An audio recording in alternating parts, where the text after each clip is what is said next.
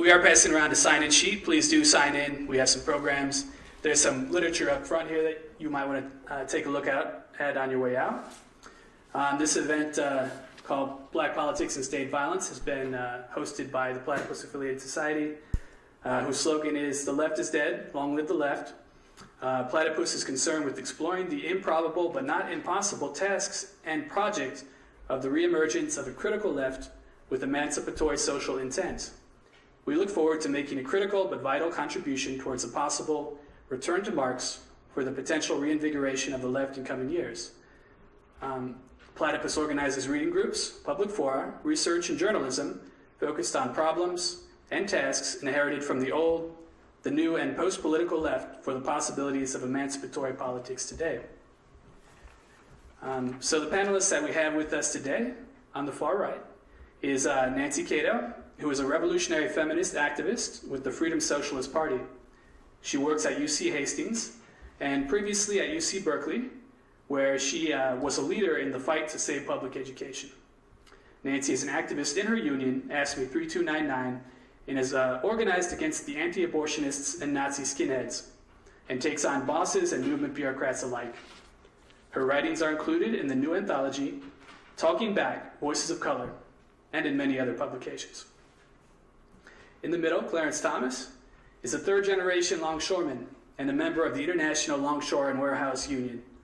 He has been a member of Local 10 for 30 years, serving the union in several capacities, including multiple terms on the local's executive board. He is currently a national co-chair of the Million Worker March movement. And just next to me, Raymond Lawrence Riley, better known by his stage name Boots Riley, is an American poet, rapper, songwriter, producer, screenwriter, humorist, political organizer, community activist, lecturer, and public speaker. Best known as the lead vocalist of The Coup and Street Sweeper Social Club.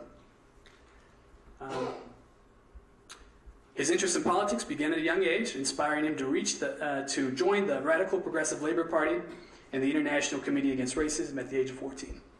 So a few remarks here before we begin to contextualize the event. The recent widely publicized killings of unarmed black men, most notably Michael Brown and Eric Garner, and the resulting movement with its slogan Black Lives Matter, puts back on the agenda of a beleaguered American left an old yet seemingly perennial question, one that evokes a long history of struggle, longing, and disappointment. With a black president in the White House having survived or co-opted the Occupy movement, the return of the black question to the forefront of the left's concerns seems to justify the suspicion that America is fundamentally, perhaps irredeemably racist. At the same time, given the undeniable changes in American society since the Civil Rights Movement and the dismantling of Jim Crow, it seems necessary to resist simplistic answers to the difficult questions. Over-reliance on the positions and perspectives of the past threaten to obscure the precise nature of the present, above all the question of how the left got to where it is today. So the questions that we have posed to the panelists are as follows. I'll read through them very quickly before we turn it over to them. Question 1, whether we're talking about chattel slavery or Jim Crow, and perhaps to the current regime of public austerity and mass incarceration. The American state has perpetuated, upheld, and overseen both overtly and effectively racist policies and practices throughout its history. At the same time, this same American state, however reluctantly or with whatever motivation, abolished slavery and enacted the progressive reforms of radical Reconstruction with the support of radical abolitionists such as Frederick Douglass in the 19th century, and in the 20th, legislated out of existence the system of Jim Crow. With this history and these past struggles in mind, how do we characterize the role of the state in mediating race in America? What role does it play today? Question 2. Well, it might be tempting to say that the protest movement against the Brown and Garner killings represents an awakening to the limitations to the impact of electing a black president, or indeed to American electoral politics more generally. There seem to exist many circumstances that would caution against such optimism. Already the involvement of the likes of Al Sharpton and the support of New York City Mayor Bill de Blasio suggests that the enthusiasm this recent movement has generated might well be channeled into the less further capitulation to the clockwork of mainstream politics, and in light of the threat of Republican victory in 2016, subservience to the Democratic Party. Needless to say, the Democratic Party has a long history of political incorporation of ethnic minorities, dating back to the New Deal, and it is not unlikely that the scaling back of mass incarceration, greater oversight for racial profiling, and reforms to end or soften discrimination against felons figure among the promises the Democrats will make in 2016. What can the left do to prevent the channeling of the protest energy into contained efforts to pressure the Democratic Party? Can the protest be something more than that? If so, how?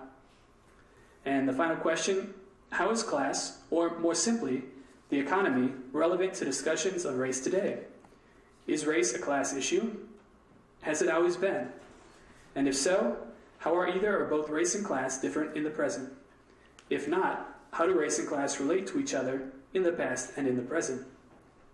Relatedly, in what ways has the disintegration of the labor movement conditioned the form in which the black question in America is currently posed? How might the left want to couple the current movement to the movement with which, arguably, they have been most closely linked, going back to at least the free labor ideology of the mid-19th century Republican Party, the radical Republican project inherited by American socialists, the CPUSA, New Deal labor leaders such as Adam Clayton Powell and Bayard Rustin, and the new communist movement of the 1970s. So the format of the panel, you'll each have 15 minutes to respond to the questions or raise what issues you will, and then 3 minutes to respond to one another's remarks, whereupon I'll open up the panel to Q&A, and you'll be able to ask whatever you want. So if we could start out with Nancy on the far right. All right, well, thank you all, and thank you very much for inviting me here. It's great to be here. Santa Cruz is a very lovely place. Coming from the Bay Area, it's a lot warmer down here. Also, thank you, too, to Daniel for organizing this forum.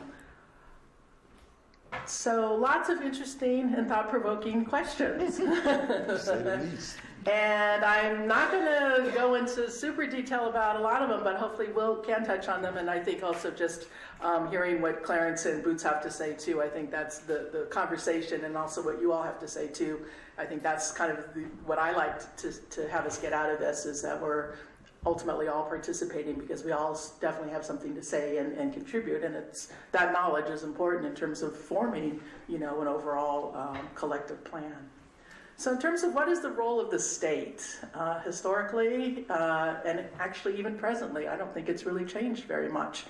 The Leninist criteria, I suppose, or definition of the state is an armed body of men, which basically it protects and enforces the laws of the ruling class, which would be, the laws of property, more often than not. The armed part is the cops, which we're seeing out in full force. The National Guard, I'm sure if they had more, and the militarization of all these institutions to try and uphold the interest of the ruling class. I do want to say that the state in and of itself is not necessarily a bad thing. It depends on whose interest the state is looking out after. So if we have our revolution and we have a state and it basically looks after the interest of working people, then that's like, hey, I'm cool with that kind of state. I'm not cool with the capitalist state that we currently have, because everybody I'm sure has numerous examples of how we've been screwed over by the state and how it's set up. Moving right along really quickly here.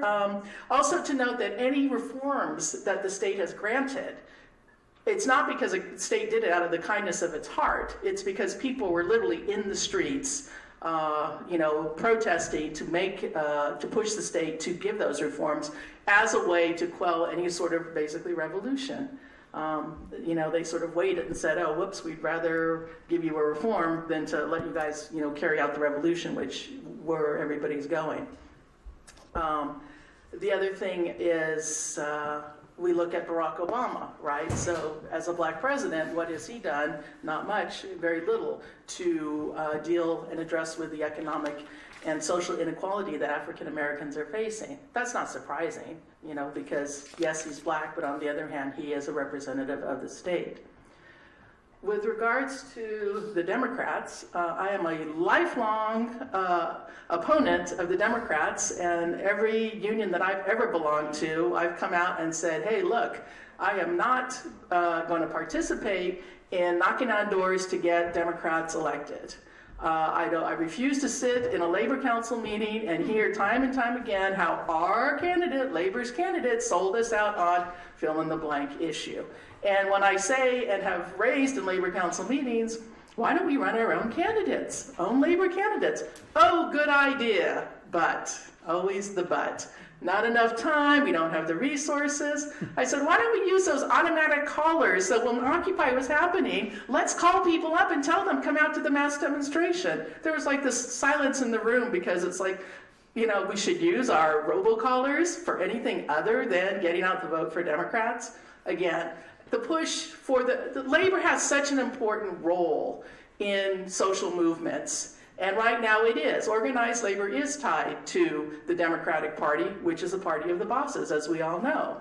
So what we need to do is push the Democrats to do the right thing, and if they don't, then we basically organize in our own name, in our own interests. And they will come, you know, tagging along possibly. But really, it's about, they've shown that they're bankrupt. They've shown that they don't have working people's interest at hand. I mean, you know, most of the major wars that have happened in the last century were started under a Democratic Party president. So there you have it right there.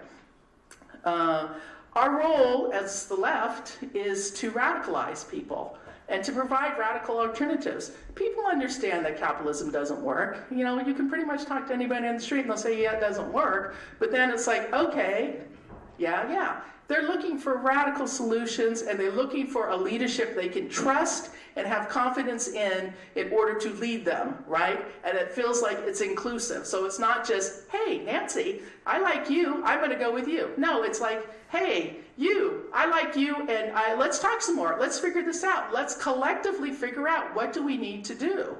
I do know bottom line is the system's not working, so we have to pose an alternative to that. But in addition to posing an alternative to capitalism, we also have to do short-term goals too, because let's face it, socialism is not happening tomorrow.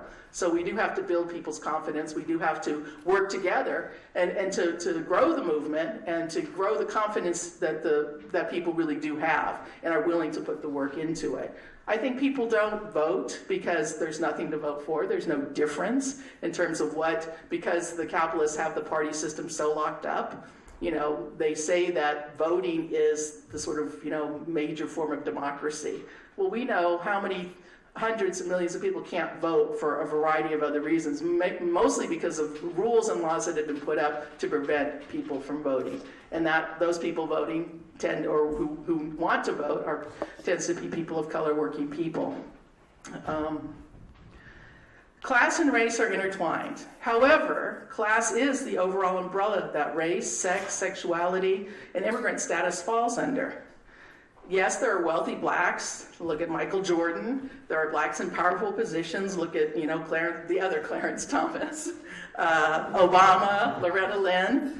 But if we say that race is primary, what happens is we end up supporting, in this case, the black bourgeoisie and the black capitalists. So we do have to keep looking at class as a way to help us distinguish and to understand what people's interests are going to be. So, you know, someone who's worked all her life, and sometimes I think, oh, I'd much rather have a white male boss instead of an Asian American lesbian something, right? Because it's like they screw, you know, it's like it's your boss. At least I know where the white guy's coming from. You know, it's like the lesbian Asian American woman. It's like, you know, we're supposed to, I buy into a little bit, or you fool me into thinking, oh, you're going to be okay. And then, you know, it's like you're the one who screwed me over most of the time. It's not an either or kind of thing, but again, I think I'm using it to illustrate kind of how, you know, we buy into an identity politic. I think in terms of when we're talking about movements and reforms, we need to talk about some specific things. So one of the things the Freedom Socialist Party has been actually promoting for the last probably 30 or 40 years is a need for community control of the police. So that means having an elected civilian review board with the authority to investigate and resolve all complaints of police misconduct, including assault, discrimination, infiltration of community groups, sexual harassment, and false arrest. And this board would have the power to discipline and fire cops, and the review board members would be elected, right? So that gives them accountability. We also see that, you know, they need to Also elect a special city prosecutor who is independent of the city attorney's office and the city council to handle all the criminal charges against police officers. Again, don't put them back all in the same system, having the fox guard the hen house. And I finally just want to end by saying what's really exciting about these times is, one is the radicalization and the mobilization that people of all colors are coming to the forefront. I'm really excited, and I think we need to talk more about and recognize more the leadership of African American women and African American queers in this struggle against police brutality. Because, as we know, it's not just black men who are being killed. It's black women, it's black queers, it's black kids. And that needs to be, if we're going to build an inclusive movement, we need to also recognize the specifics that are also going on. I want to just end by saying that one of my comrades in New York went to the Million Moms March in DC last weekend, or the Mother's Day weekend, Mother's Day. And a woman named Nellie Bailey, she says, "You can't build a movement on suffering and pain. We need to form some kind of principled unity that puts the problem of police murder in a larger context of the nature of the system that would elect Obama and think that that was progress. Police murder needs to be put in an international context because it is a global problem." So I think that she says it very well in terms of making the connections to other things going on. And again, I think any movement that's going to succeed in the 21st century must be anti-capitalist, it must be inclusive, it must address all the issues. It's not to say we can't focus on certain things, but we also recognize that we can build tremendous solidarity, which we're seeing in the Black Lives Matter movement, with other oppressed peoples and groupings. So thank you very much.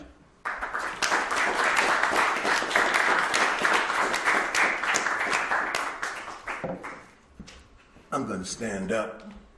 When you get my age, you need to get some circulation in these limbs. Where I'd like to pick up from where Nancy left off, and Nancy was able to cover quite a bit. These kinds of groupings sort of remind me of jazz improvisation, to the extent that everyone states the theme and then has something individualistic to say about their reaction to the melody and so forth. And so, being a longtime jazz enthusiast, I kind of see things in that way. But I kind of want to break some things down in terms of what's been presented in this material. I recently was in Havana, Cuba for May Day. And when Nancy talked about how she wasn't necessarily against the state, it's important for people to understand that there's various kinds of democracies. We got bourgeois democracy. We also have a workers' democracy, which is what we saw while we were in Cuba. That's what has been defined as the dictatorship of the proletariat. These terms need to be broken down so that Americans can understand what it means. I had a conversation with my grandson yesterday, and he asked me about, said, Pop, what was it about Cuba that left a lasting impression on you? So then I began to explain to him how we in the United States really don't understand what socialism is. There are socialistic programs in this country that we love very dearly, such as Social Security, public schools, Medicare, some semblance of Obamacare, because that's what we wanted. We wanted to have universal health care, and we wound it up with the American Affordable Care Act, which was a sellout. But we believe that everybody should have health care. The idea that workers have pensions. The idea that old people, when they retire from work, should not be in the streets begging or dependent upon their children to take care of them.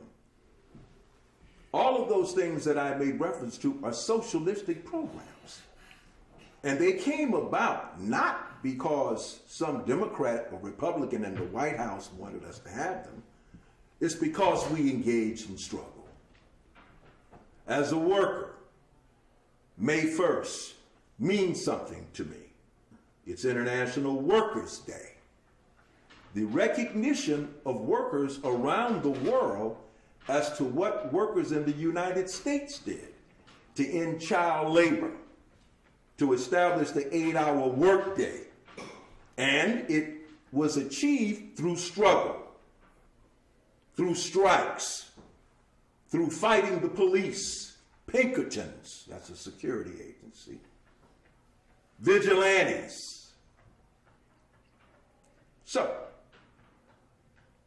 to answer my grandson, I said, people in Cuba don't pay to go to college like you have to do. Our young people in this country are facing $1 trillion in debt. And to show you how capitalism works, it allows banks to make money off of that. When you graduate from such fine universities, public universities, the University of California, Santa Cruz, or Berkeley, or Los Angeles, we know in this economy there's no job guaranteed to you. Or you may find yourself working 3 or 4 jobs. None of those jobs may be related to your major, but you got to pay those loans off. A country that does not take care of its young people and nurture them has no future. Healthcare. No one in Cuba pays for their health care. I stayed in a hotel where there was a doctor on duty. Doctors in all hotels. Workers have democracy at work, which most of us do not, because most workers in the United States of America do not have a union. So these are just some of the things that happen in a socialist country.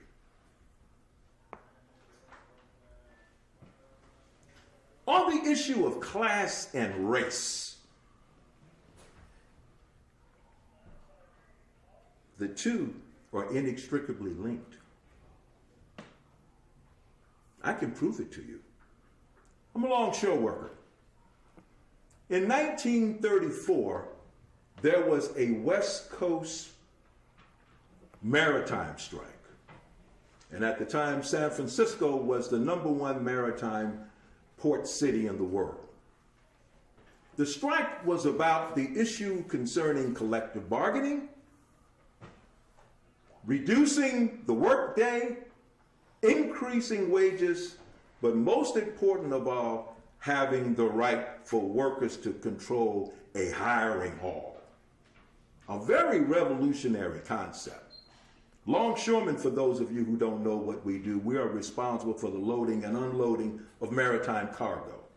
To be more specific, we are critical to the global economy. Whenever you watch MSNBC, Fox News, Russian television, and they start to talk about the global trade, what do you see? Cranes moving those containers. We move those containers.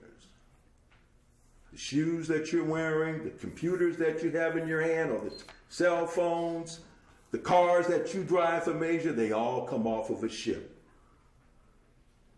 Now, in 1934, this concept of workers having a hiring hall was revolutionary because workers were not supposed to be in a position to democratically dispatch jobs. So what happened was we had to go up against the state.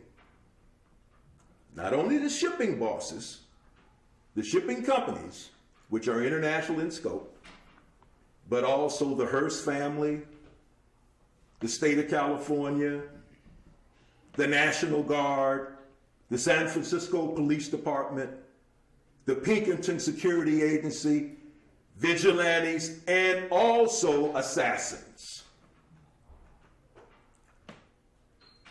This was a historic struggle. and 2 people who were strikers in 1934 on July 5th were killed by the police.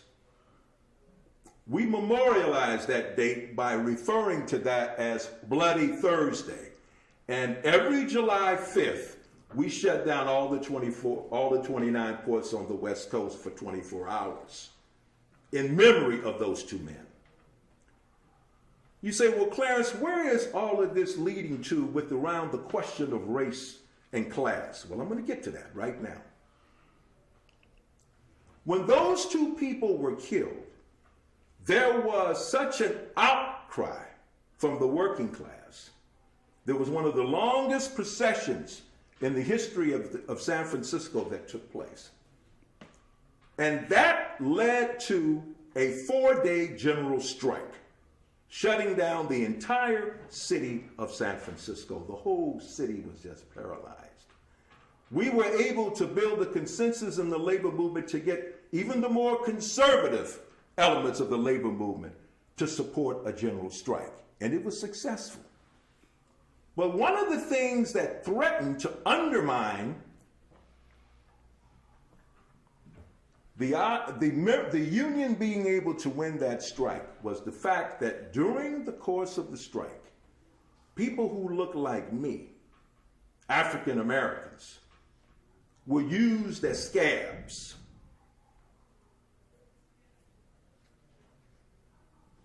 That was the only way that many of us could work, was during the labor struggle, because we did not have significant number of blacks in the union. In the South we did, where we had segregated unions, but not in the North and on the West Coast. Harry Bridges, who was an immigrant worker from Australia, former seaman, Marxist-Leninist, was a member of the ILW, a member of Local 10. We weren't the ILWU then. We were part of the ILA. He realized that strategically it was going to be impossible to win that strike without the support of the black community.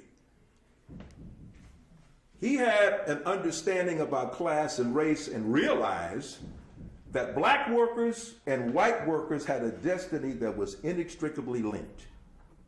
We're workers. We weren't longshoremen in the main, but we were still workers, and the employer were using us to undermine the strike. So it was Harry Bridges and other leftists, communists, radicals, who made an appeal to the black community. They went to Hunters Point, Fillmore District, West Oakland. Now this is in 1934. We hadn't come out of the Depression. Major West Coast strike. And black workers are central to winning that struggle.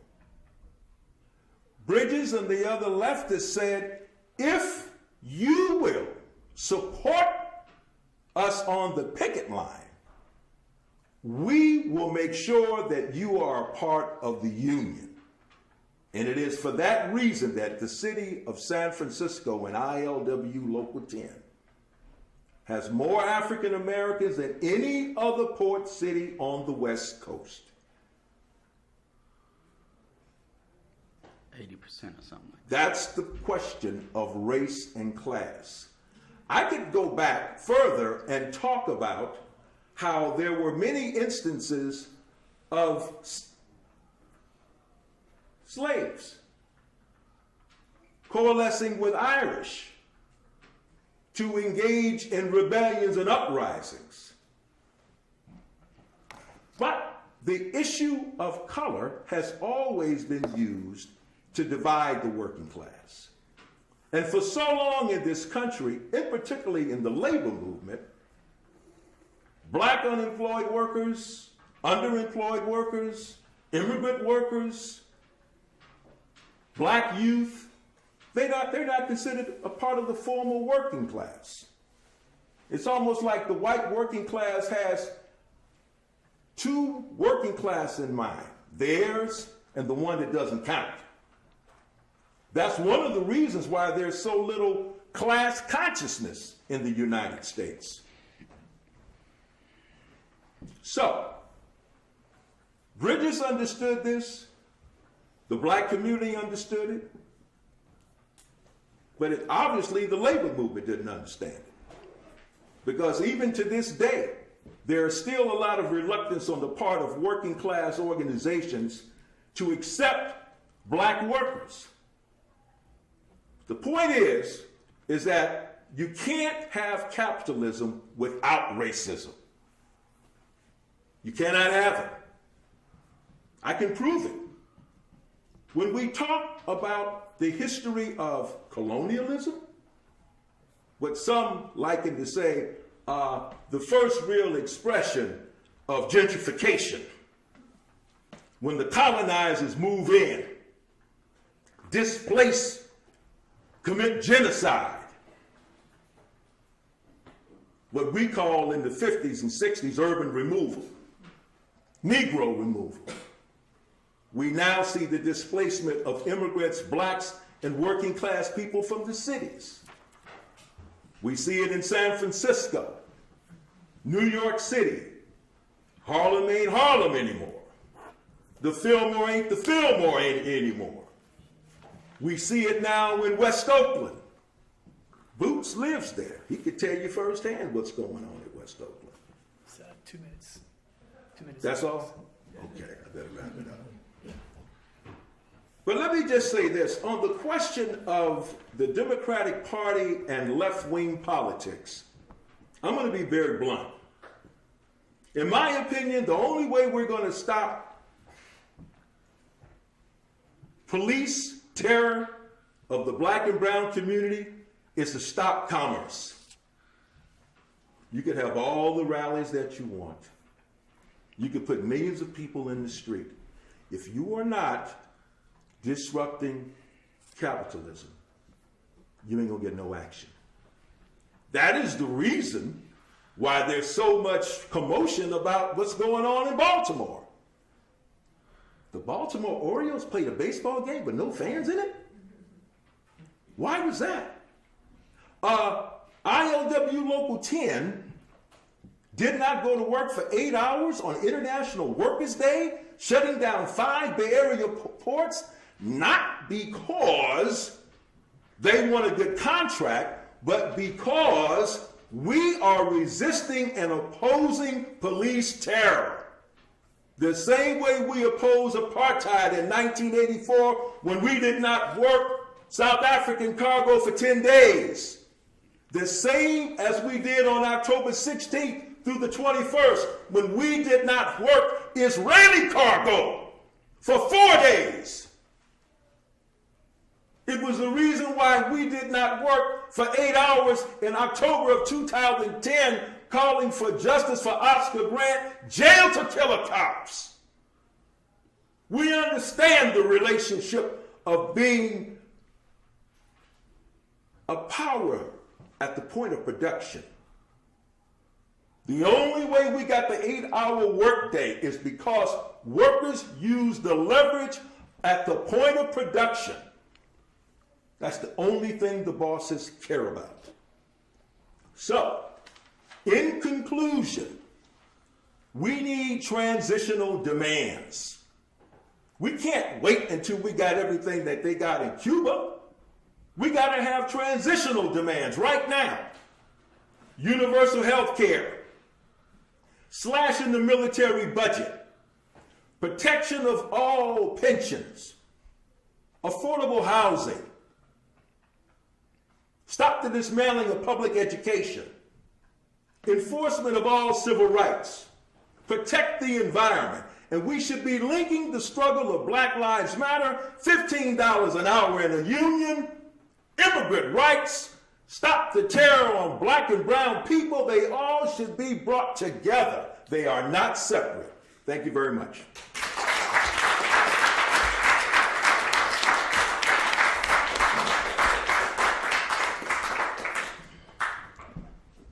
I'm Boots Riley. I'm going to start by answering the second thing that was brought up that had to do with many of these movements being co-opted by the Democratic Party and by electoral politics in general. But to do that, I want to back up pretty far back to the 20s and 30s.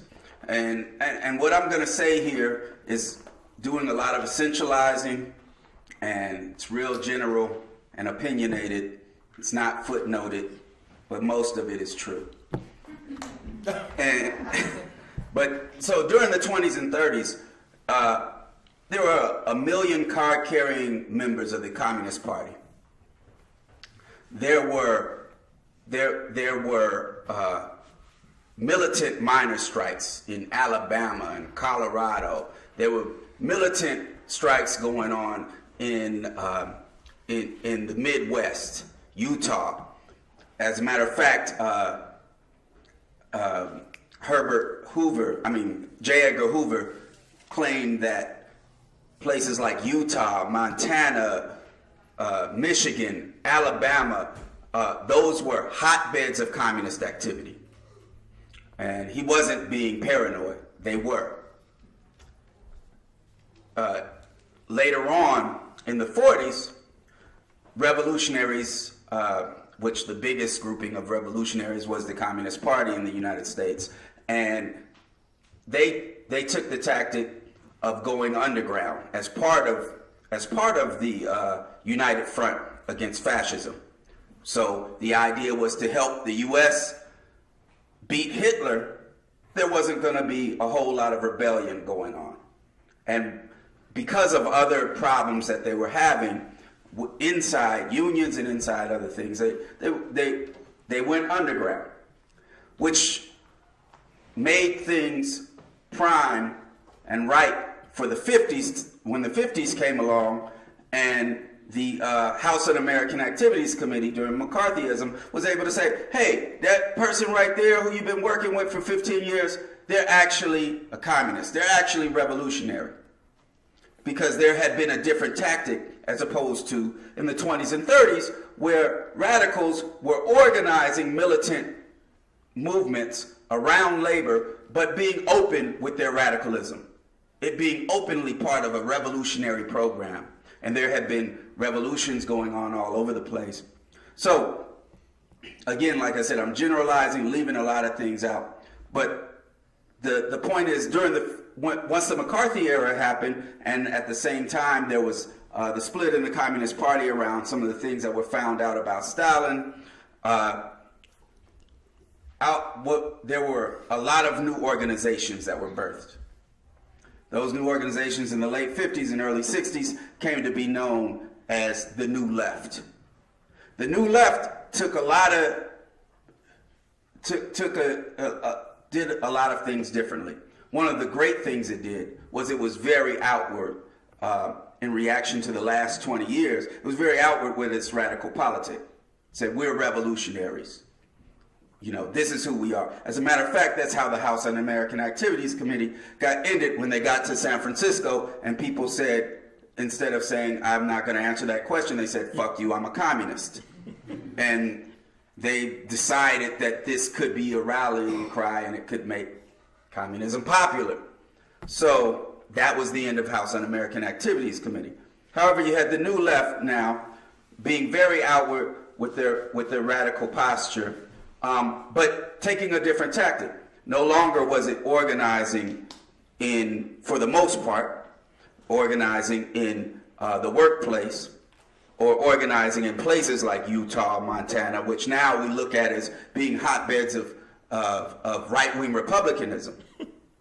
And that's precisely, I believe, a big part of it has to do with the tactic that the left took, which was moving to cities, focusing on students, and focusing on, and with that focus on students for the most part, taking a different tactic. And that different tactic was more about spectacle, to get people into the streets. Whereas in the 20s and 30s, they'd have these big marches, and that wasn't the be-all, end-all. It wasn't,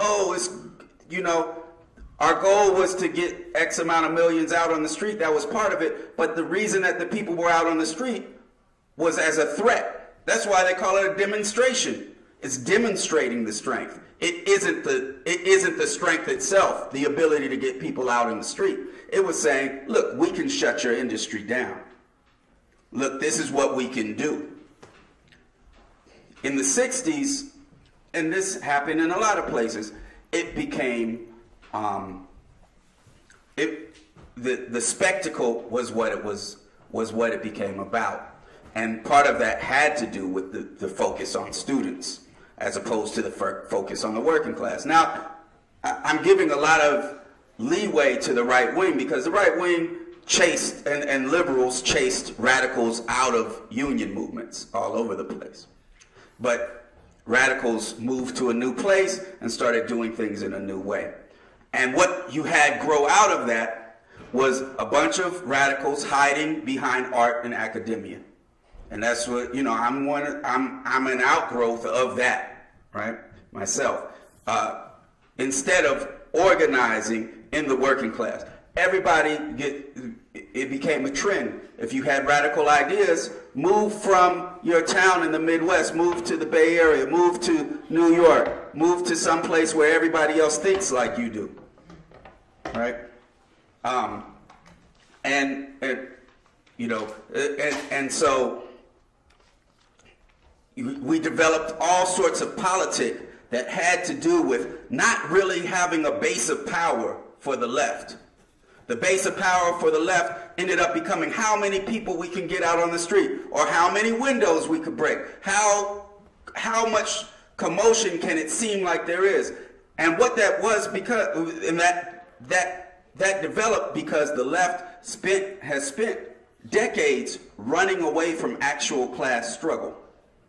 Spent decades not organizing at the workplace. And what I mean by that is not organizing in an openly revolutionary way around getting the working class organized so that it can shut down industry, right?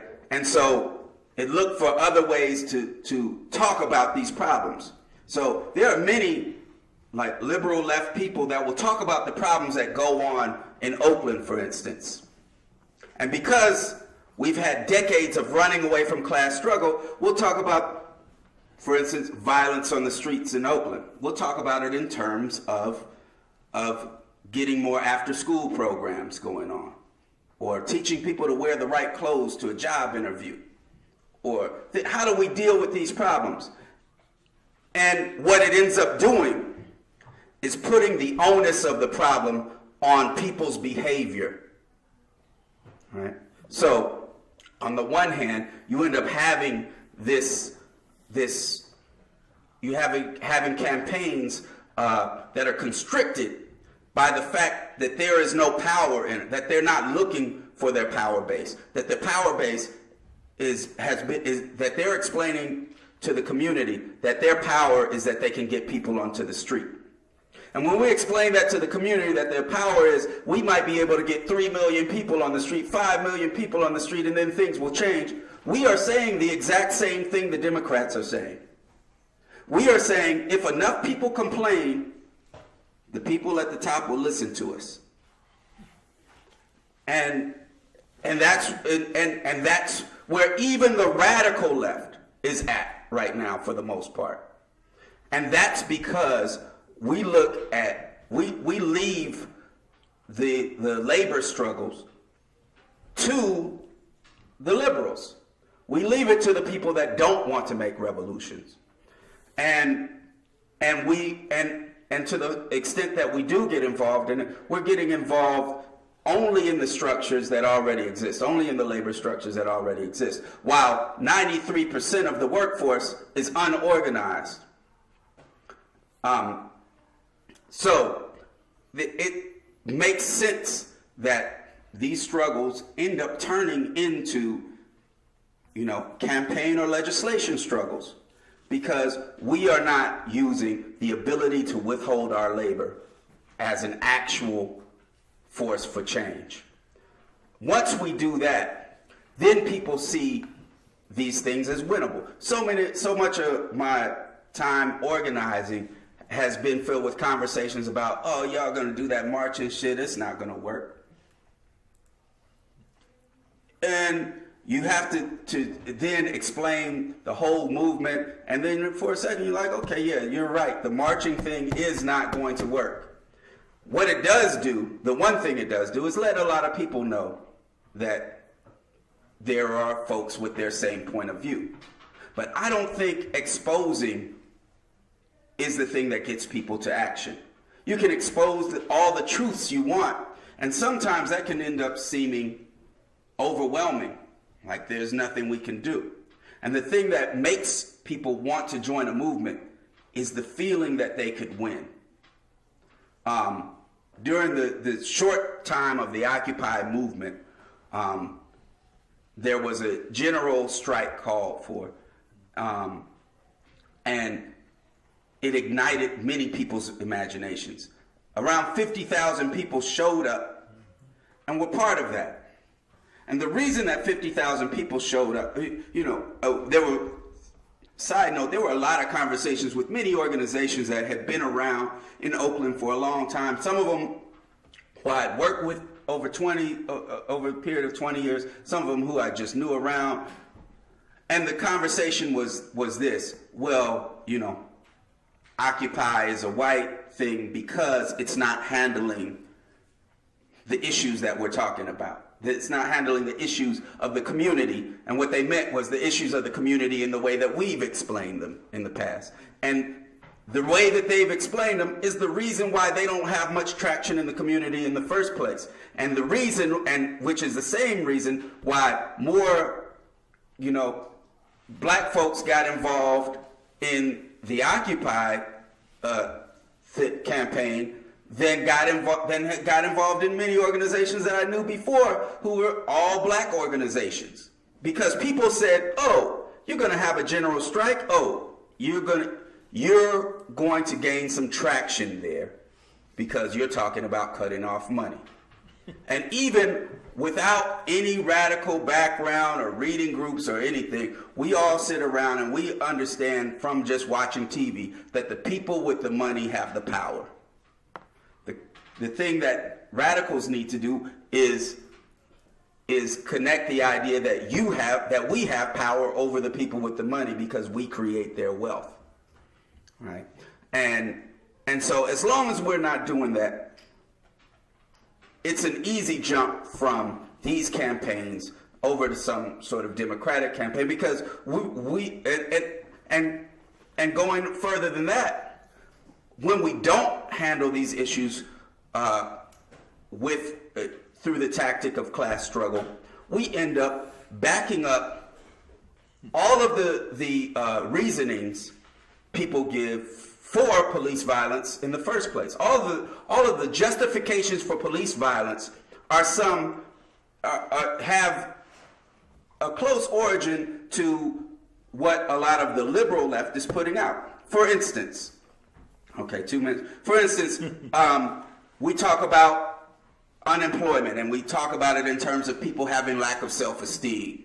We talk about, violence, and we talk about it in terms of people needing classes on how to talk to each other nicely. And we handle these things with these Band-Aid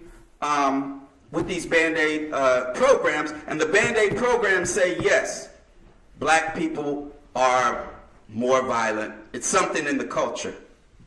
It's something that, and so we ask for more. We try to handle the problems that go on. We try to handle some of these things, and we end up inadvertently asking for more police. And we end up, and instead of saying, okay, we know that under capitalism, there has to be a certain amount of unemployment. Because if you have full employment under capitalism, you are going to have wages that go up because the boss can't fire you. The boss can't threaten to fire you without an army of unemployed people. So there has to be unemployment. And those unemployed people are also going to need to eat. So they are going to get involved in an illegal economy, right? And illegal economy, just like legal economy, uses violence to regulate itself. Legal economy, the grocery store or whatever, if you steal something out of it, the police come and get you. Illegal economy, they can't do that. They have to regulate themselves. So violence is used either way. During Prohibition, if you rob the liquor guy, gangsters come after you. Right now, you rob the liquor guy, the police come after you. 10 years ago in Oakland, you robbed the weed dude. If he had enough friends, gangsters come after you. Right now, you rob the weed dude, the police come after you. So, business must have violence to regulate. We know, if we have a class analysis, we know that. But because we've been avoiding the tactic of class struggle, we end up getting in these explanations that end up calling for more police and end up having those police looking at the cause of violence and quote-unquote crime as being the people themselves. And so as long as we have capitalism, there is going to be violence. And as long as we have capitalism, there's going to need to be a racist idea of why people are unemployed. Because that racist idea of why people are unemployed, besides it also being perpetuated by even the liberal left, that racist idea of why people are unemployed is necessary for the rest of the working class to feel like the system works. And it only doesn't work if you have the incorrect moral standing. So, because otherwise, not doing that will make even the white working class question their own economic situation. So as long as you have capitalism, you're going to have unemployment. You're going to have that violence, and you're going to have the police being focused on the black community and being focused on with the idea that black and brown folks are savage and need to be handled in such a way. And the only answer to these movements being co-opted is the same answer to people actually getting jobs that pay more and actually changing the system is first starting with a radical, militant mass labor movement, one that uses the withholding of labor as a tactic in a larger revolutionary scheme, in an openly radical and revolutionary plan. And what that will do is be a movement that cannot possibly be co-opted by electoral politics and also handles the issue of violence at the same time and unemployment.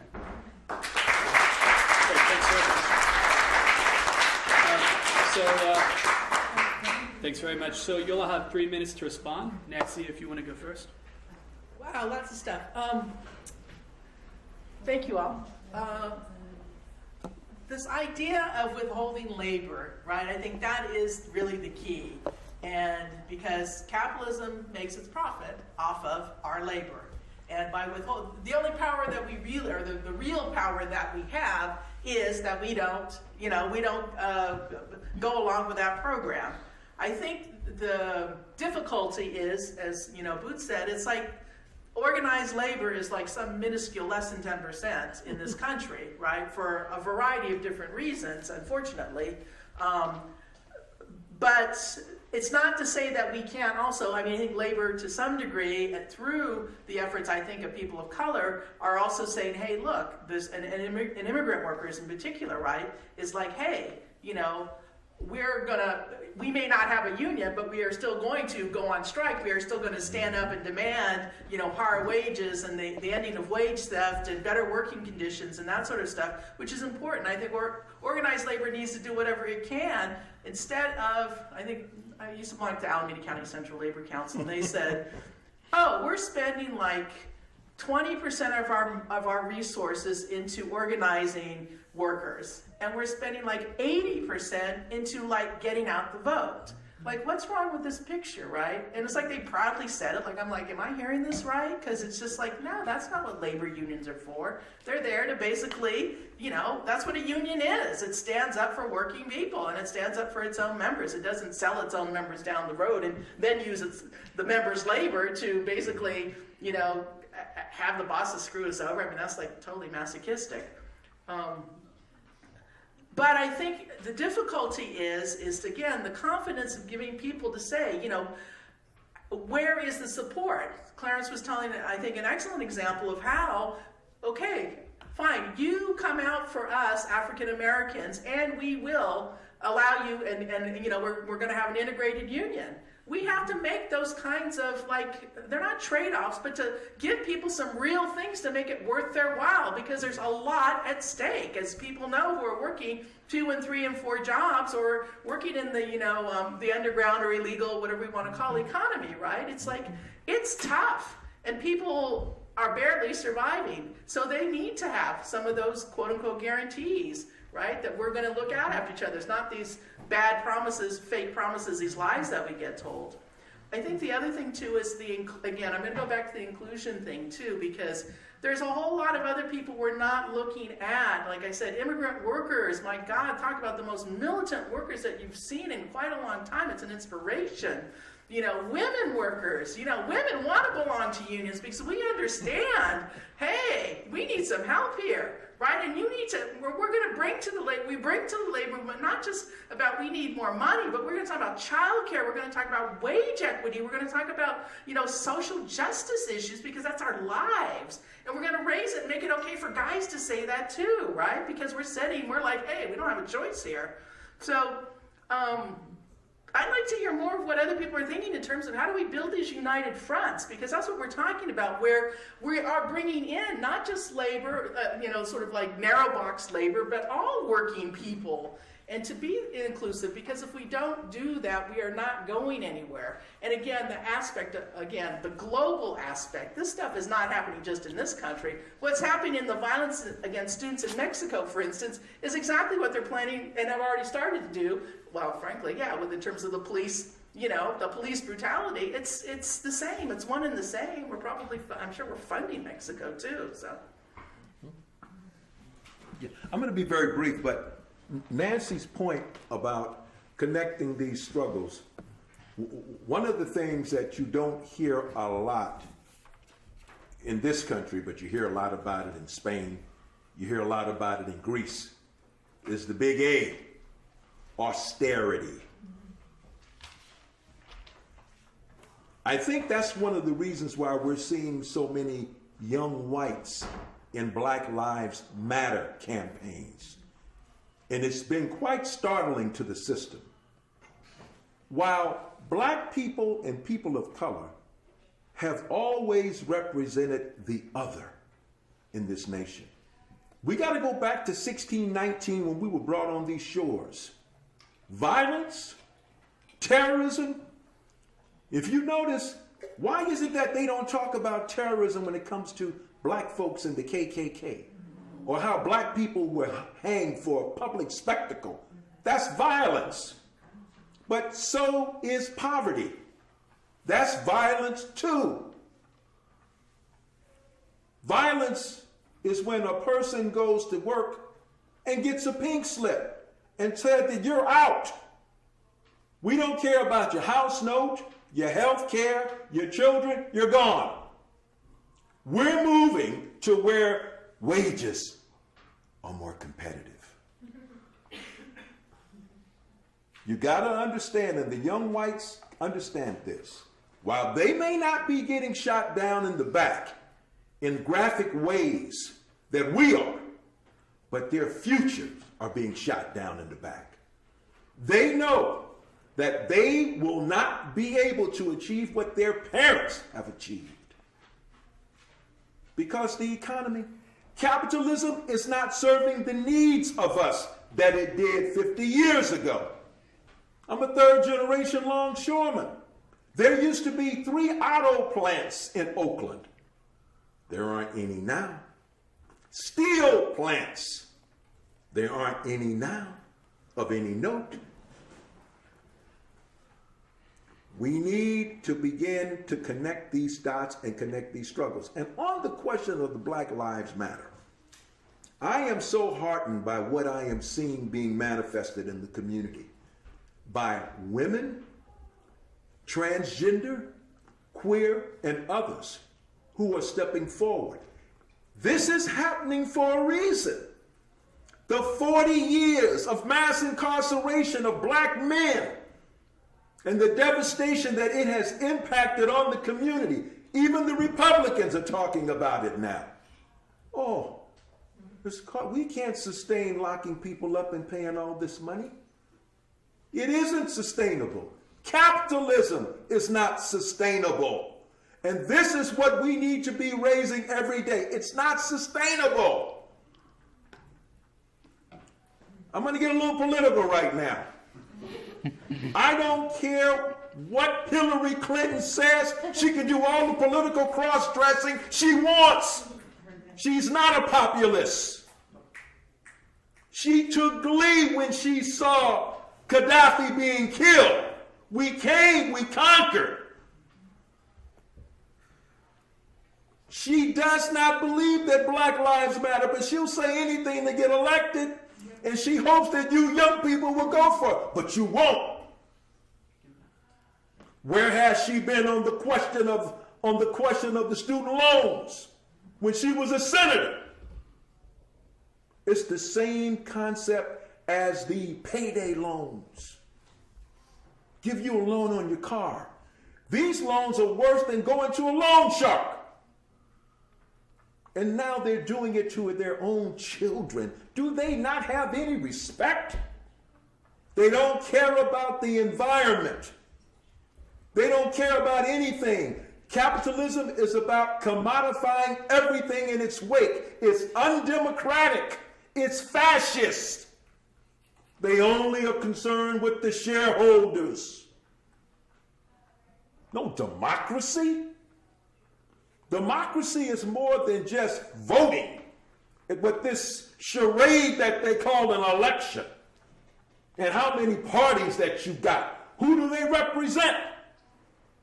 So, we need to build a unified left that does not become divided over ideology, who sees the big picture.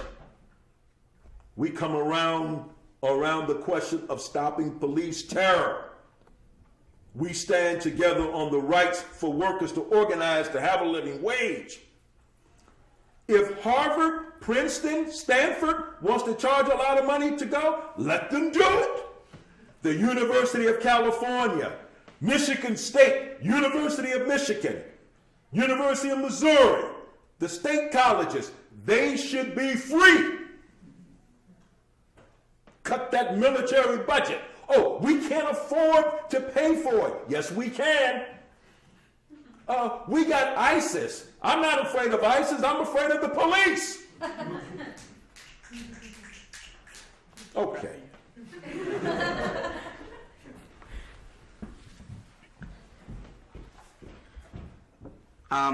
Yeah, I think, I've talked a lot, so it'd be good to hear what other people have to say. But just going on to the point that she was talking about getting the unions that exist to do something more. I don't think it's only about that. I think that one thing that will get the unions that exist to be more radical or to be more militant, or the rank and file actually to push the leadership of those organizations to be more militant, is when we do create some headway in other jobs that aren't unionized, and not by the unions that exist right now. And I only say that because I know there's some radicals and some good people working in those unions right now. But the point is, there needs to be something external. There needs to be a movement that is moving these or even those organizations along. Someone else that was in ILWU had told me that the Occupy movement had radicalized some of their folks, and so that they were doing more radical things that those particular workers were doing more radical things at that time. I also think that sometimes, we see what's going on with the fast food workers movement, and some of that was started in Occupy at the time, and unfortunately let go because people that considered themselves radical didn't think that it was radical work to organize a fast food workers thing. They thought that automatically organizing a union is somehow not revolutionary.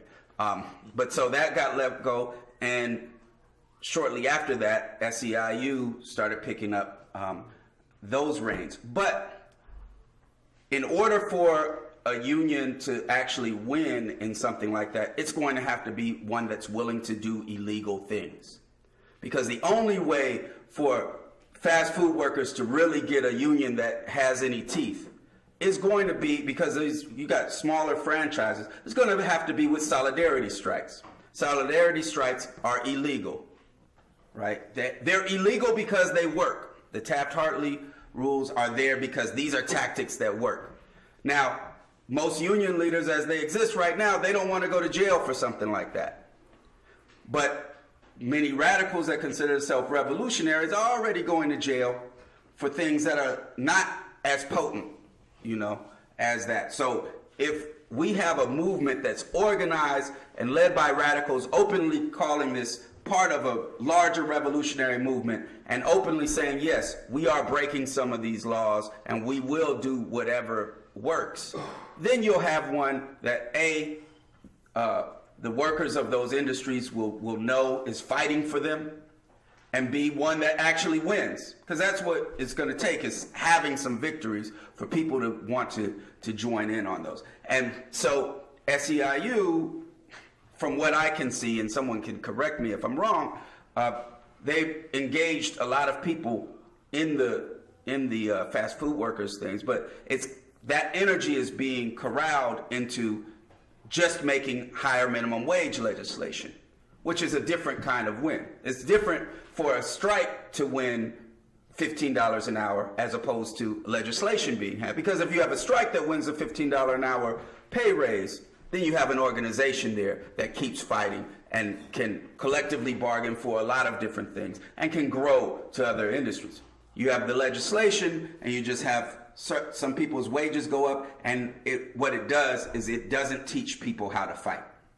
And that's the thing that all of our campaigns should do. It's not just be about how we can get a victory, but how do we teach each other how to fight? And so that's what I gotta say. Great, thank you. So we've got about 40 minutes left. So I'm going to open it up to the audience for any questions. We'll get a dialogue going. Try to speak up because I don't think I can run the mic back. So any questions? I have two questions, one for Mr. Thomas and one for Boots Riley. Sorry, Mr. Firstly, since you said you spent some time in Cuba, I was curious about your response to the typical American response of, well, who cares about all these benefits they have in Cuba because of the Castro dictatorship. And, there's so many emigres from Cuba, so there's no way it's actually that good over there, etc. And for Boots Riley, there's a lot of, in case it wasn't abundantly obvious between me and my comrade here, we're both part of the punk community, and there's a lot of, it's often said there's a lot of ideological overlap between the DIY punk community and the DIY hip-hop community. And I was curious about your opinion on that, as well as your opinion on music's potential for being revolutionary. On the question of the Cuban, I was, I guess, maybe 12 years old at the time of the Cuban Revolution, 1959. I remember it quite vividly, just as I remember dogs being sicked on black folks in the South. What's important for people to understand is this 11 million people, this Caribbean island, for over 50 years has endured some of the most inhumane actions on the part of one of the most powerful countries on the face of the planet. I'm talking about that embargo. Not to mention the Bay of Pigs invasion, where they sent mercenaries in to overthrow the revolution. Or I can't even count how many attempts there were to assassinate Fidel Castro. They come full circle. This is a defeat for the United States of America. The reason why Obama is opening the door to establish normalizations with Cuba is because America has become isolated, particularly in Latin America. When you look at countries like Brazil, Ecuador, Venezuela, they're not right-wing banana republics that used to exist during the Eisenhower and the Kennedy administration. These are left-leaning governments with economies that are growing. America is in trouble. There's a major port that's just been developed down there called the Port Marietta. China is engaged in developing its own canal in Nicaragua. This is a defeat. So for those people who left, I mean, there's still 11 million people there. And the people that I saw, especially the young people, they seem to be very happy. I didn't see any homelessness. So this is propaganda. And we got one of the greatest propaganda machines of all time in this country. Remember, just a few years ago, with the debacle that took place in Katrina, in New Orleans, where the Cuban government offered to send doctors, much needed doctors, to New Orleans. And what did George Bush say? No. Why is it that the United States has been attempting to get Cuban doctors to defect? My response is, why don't you train your own? So that's a bunch of propaganda. And you know, they're always going to have something to say. But just think about this. United Fruit Company, all those other, I guess CNH Sugar, I don't know all of the American corporations that had interest in Cuba. They're pissed off. The same way they're pissed off at Haiti for being the first black nation in the Western Hemisphere that overthrew colonialism. Look at the price that Haiti is paying today. The French have not forgotten it, and neither have the United States of America. That's why the treatment that you see that they put on Haiti, they ain't forgotten it. You're not supposed to do that to us, because that sends a message to everybody else, which is the same reason why is it that no other ports want to shut down, Clarence, on May Day? That's a damn good question. It seems to me to be one that could be very easily answered. All you got to do is do it. Stop the excuses. If you want change, you have to be prepared to sacrifice. Solidarity is not an empty slogan. When we did not go to work on Friday, May 1st, longshoremen didn't get paid. No longshoreman got paid that day. When the Soviet Union disintegrated, or however you want to describe it, and the Cuban people had what they called the special period, where they had to go without a great deal of support that impacted every sector of society. Did they cave in? No, they did not. Did they stop sending doctors and doing other kinds of important struggles? They sent Cubans to fight in Southern Africa, Mozambique, Angola. This is what they don't want us to do. We can win. We can win, and win big. And it starts by having meetings like this. You got a worker talking to you. You have activists talking to you. Artists talking to you. We need to be in the classroom. Thank you.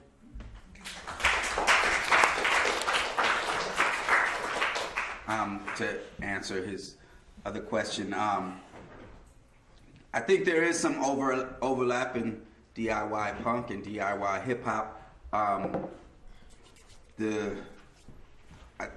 I wish there was more overlap. I think what happened in hip hop is we used to we were forced. It wasn't that people were like, yeah, we just want to do our own thing. We we couldn't get our music out any other way. And so we would sell tapes out of cars, you know, maybe sometimes get them into independent stores ourselves, put up posters all over the place. You know, we didn't have venues or anything like that, so we would rent out a restaurant or rent out a union hall. Matter of fact, we did a lot of stuff at ILW before I even knew who they were. It was just they rented out their, they were one people. They didn't mind renting out their union hall to hip hop stuff. So we had to do that stuff. But as soon as the radio said, this is before the radio was playing us, as soon as the radio decided they would play us, then people started, you know, making their goals about that. Let me get this DJ to play my thing. Let me do this. And it was all about people. All of a sudden, people didn't even know how to get to the folks that they did before, you know. So the radio became the thing, and then the radio just took it away. They said, okay, for a certain amount of time, oh, Bay Area music is not what's in. We're playing whatever is big on the radio in New York or Miami or whatever. And so that happened, and then artists didn't even know how to get to their people. Often with independent hip hop, it's about getting a little buzz going and figuring out how to get it, quote unquote, major in some way. There's no idea, like a lot of punk bands will get in a van and just travel around the country and make that happen. And unless it's a hip hop group that has some political leanings, that's not what they're doing. Partly because there aren't venues that would do it. I mean, to be honest, we couldn't play at Gilman for most of our career. Gilman wouldn't book us. And it's different people there now, so they book us now, but at the same time, you know, I have to admit, I have some resentment. So I'm like, okay, I'm not, you know, we couldn't do it before, and now it's good. And they explain it, and it makes sense. It's totally different people. But, you know, there's a different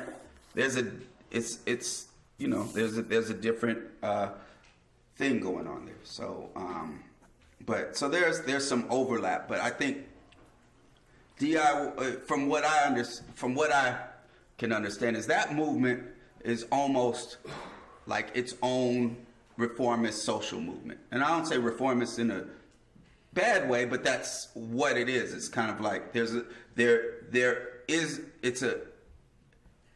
it's kind of like an alternative to a radical movement. You've got these spaces that kind of seem liberated, right? They seem, and it's important because it can be a incubator for radical thought and people doing it. As a matter of fact, there's obviously a lot of overlap between punk and anarchist ideas. It's problematic in the sense that then some of those punk aesthetics and ways of being kind of end up dominating in the anarchist sphere, to where, you know, like punk, the idea is like, and you can correct me if I'm wrong, it's kind of like, this is my thing, fuck you, you know, right? And that's almost the opposite of what an organizer needs to be, right? Because, you know, and unfortunately, there's a lot of spheres that confuse the two things. And so, you know, but so it's I don't think that people, even though like a lot of people try to sell hip hop as its own, like an alternative to social movements, like it's its own thing that does this and does that. Some people buy into that, but it doesn't happen in real life. It doesn't happen. People aren't getting into hip hop thinking that they're gonna get free from that. People are getting into hip hop because they like how the music sounds, or it relates to what they're saying, they're thinking about, and they're only going to the music that they like. They're not going.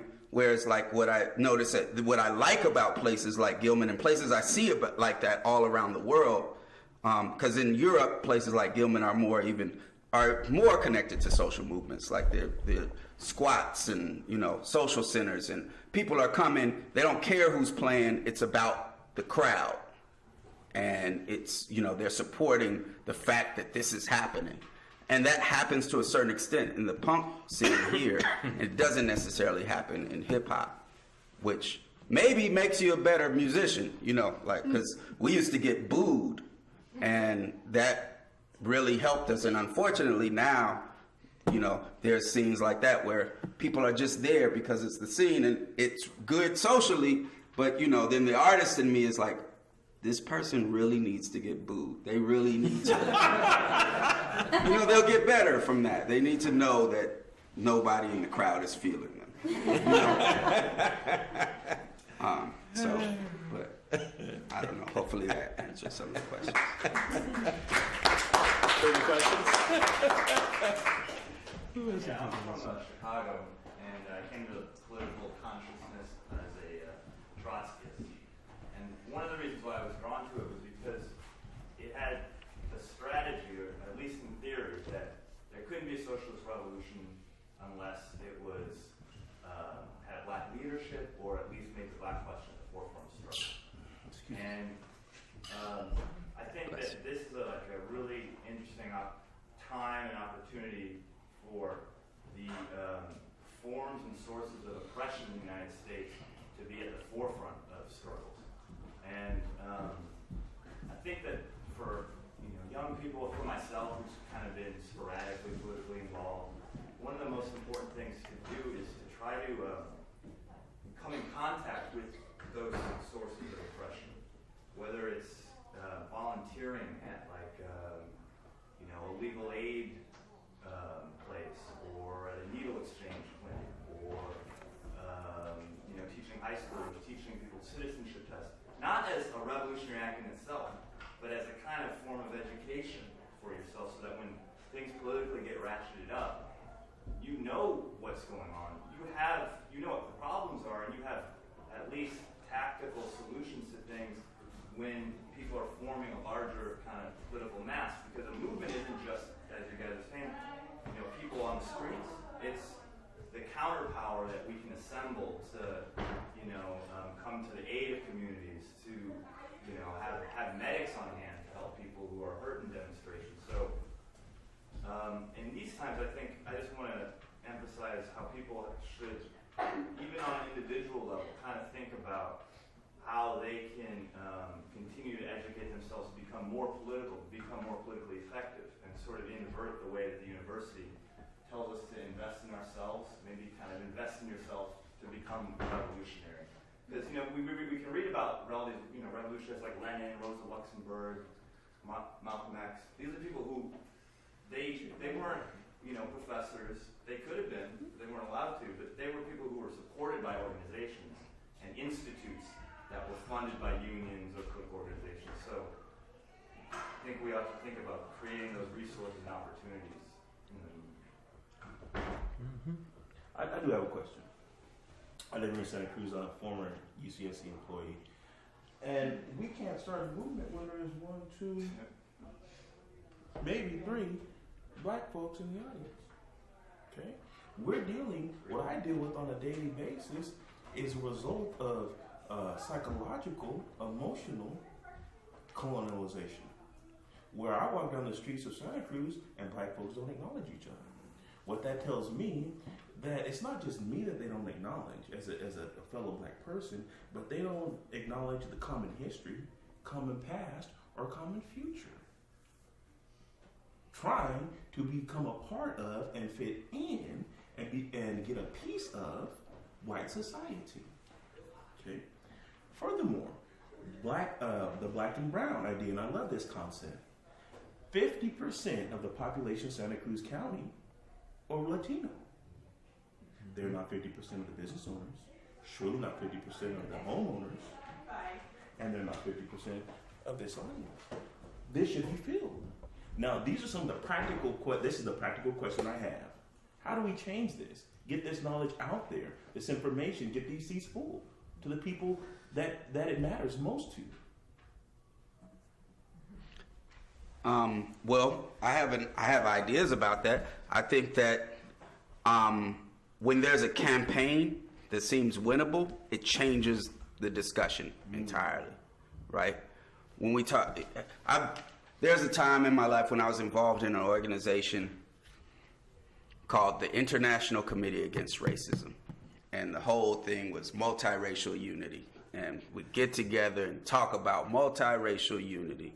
We talk about fighting racism, ending racism. And that's what we talk about. So nobody came, because what are we, there's the thing that motivates the world that we want to have is a winnable fight, right? So if people are not involved in struggle, there's no reason for them to unify. If there's not and are they going to get him? And what's the struggle? What's the struggle that we're going to get them into that makes them see the need for unity? Right? And so the thing that people are going to get into is something that they can win. And the thing that's going to make them see the need for unity is a fight that they can win that takes that sort of a unity. So we have to present the need. It can't just be something theoretical, because otherwise people are just like, I'm trying to get my paycheck this week and go see a movie maybe, right? But the thing is that these things that we want them for a reason. Like, you don't want unity amongst people of color just to feel good, right? It's not only just an aesthetic thing. It's because you see that there, as you say, a common past and a common future. And what that means is that there's some material reasons for there to be unity among people of color, unity in the working class. There's material reasons that change what our future is going to be. So you're not just going, the person that passes you on the street and doesn't acknowledge you. You could have one long conversation that's about, hey, you should acknowledge me, this and that. But that conversation is going to have to be around why. Why is there a need? Why is it good for there to be this unity? The thing that cuts that conversation down into a millisecond is a fight that people have to join. And a fight and so oftentimes in movements, the thing that splits movements apart is the lack of a winnable campaign. Because then people are like, oh, I'm in this organization, I'm in this movement, and they don't know why, right? They're just in it as an identity thing, as opposed to something that actually changes their life. And so you see, so one of my first entrances into organizing was through a thing that was called the Anti-Racist Farm Workers Union. And it was actually, the history of it was Mexico 68, there was all these students that got slaughtered, and some of them escaped up to here. Some of them were radical enough that they didn't just escape up to here, they wanted to keep organizing. So they joined Cesar Chavez's movement. They got kicked out of Cesar Chavez's movement because they were radicals. And they wanted to organize undocumented immigrants. And what people don't know about Cesar Chavez is he didn't give a fuck about undocumented immigrants, and as a matter of fact helped immigration deport them. And so they made their own thing. And in the 80s, I was 14, and they had a summer project where people could come and help them make flyers or do the things that they needed to have done while they were in the field. I mean, literally in the field working, picking grapes. So one of the issues was Mexican and Filipino unity. And this was something that at this time there had been a period of not much organizing. This was in Delano and McFarland.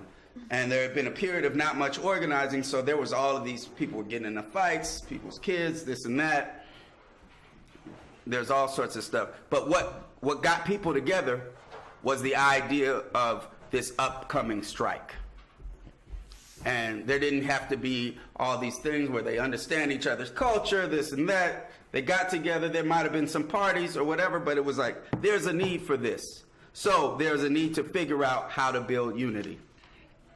And so I think the answer to all of these things is struggle. And struggle actually needs to be defined as something winnable, not just, a reading group or whatever, as get involved in a real campaign with material goals to it. Oh, yeah. Very quickly, I was a student at San Francisco State in 1968, and we led one of the longest student strikes in American history around the question of the establishment of a Black Studies and a School of Ethnic Studies. What I think would probably needs to happen, and I don't know that it currently does not exist. I don't know if there's a Chicano student organization here. There is. There is. We had tutorial programs. We had an off-campus center where the students, because the motto when I was at San Francisco State, it was State College, not university, was acquiring skills and knowledge and using it for the benefit of the community, so that the community understood that the university or the college was relevant to them. And then advocating for a special admissions program. My wife went to San Diego State. She was the coordinator of the Educational Opportunity Program at San Diego State.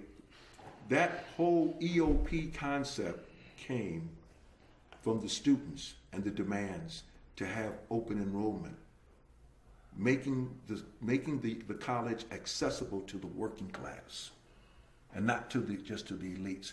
So that would happen. And the other point, brother, is that the same thing happens in Oakland too. So many of us grew up in Oakland, but our parents came from Texas, Mississippi, Alabama, and many of the Southern traditions followed us. But I've noticed something. The austerity has created alienation, anger. People are dispirited. That's all a part of it. And then on the other hand, those that are doing well, they don't want to acknowledge that because they're doing well. So more emphasis now is placed on division. Oh, you didn't study hard enough. Isn't that what they tell us? If we're not making it, you don't have family values. So I'm saying that the students can do a lot to turn that around. This is not just a place for the public supports this institution, and we're going to make sure that it's relevant. And that is the reason why we have seen the attacks, and particularly in Arizona, on Latino studies, Mexican American. They don't want young people to understand what America really is. We can talk about the positive things about our country, of course, but once young people find out the real deal, and many people don't want them to understand that because they think, forget about the past. Thanks, Dad. Oh, you want to go? Yes, of course I do. Of course I do. I gotta keep you under check. All right. Just on campus organizing, I've worked in the UC system I'm basically going to retire from there. But one of the things that we've found to be very successful in the Freedom Socialist Party is to build coalitions that include, and Clarence references, not only the students, staff, faculty, and the community, right? Because especially as public institutions, our tax dollars are going to pay for, the school, although unfortunately less and less. The state's taking the money and using it for other things. But the fact of it is, it's a public institution.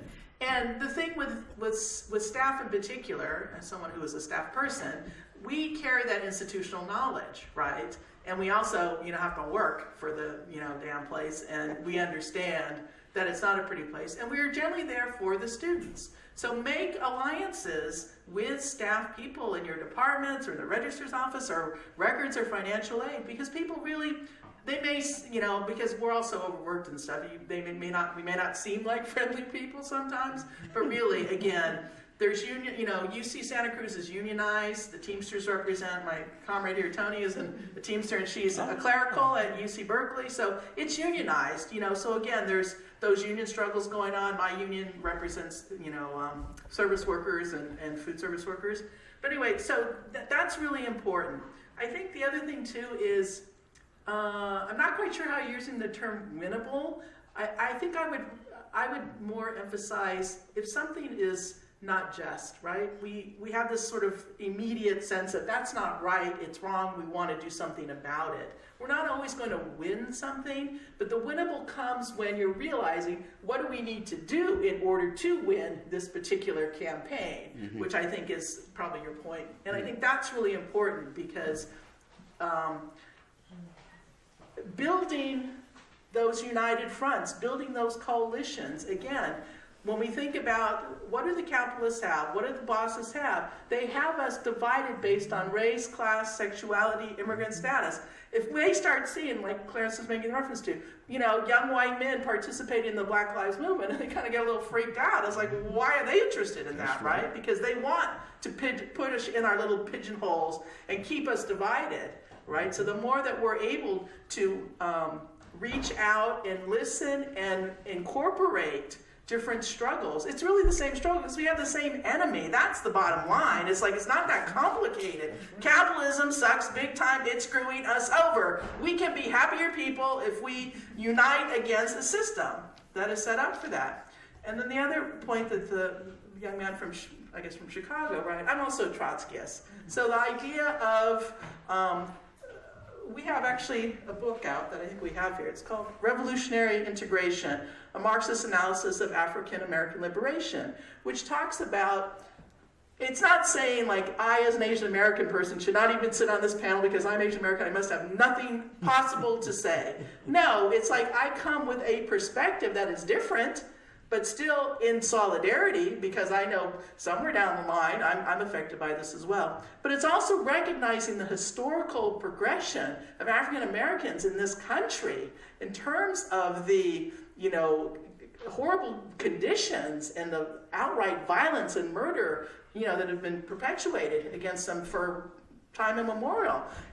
And it's recognizing we need to recognize that, right, and embrace it. It's not to say only blacks can be leaders, but it's saying if you don't recognize, like Black Lives Matter, we can say all lives matter, that's true, but there's a distinction for a reason, right? And there's historical, political, socioeconomic, blah, blah, blah, blah, reasons for that. That's the Marxist analysis part of it. It doesn't mean that we all sit back and who are not African Americans say, oh, I can't talk about this, I can't be involved, or I have to tail it. Whatever Clarence and Booth say is right because I have no say. So I'm like, no, I agree with you on some level, or let's talk about this, right? We have to do the engagement.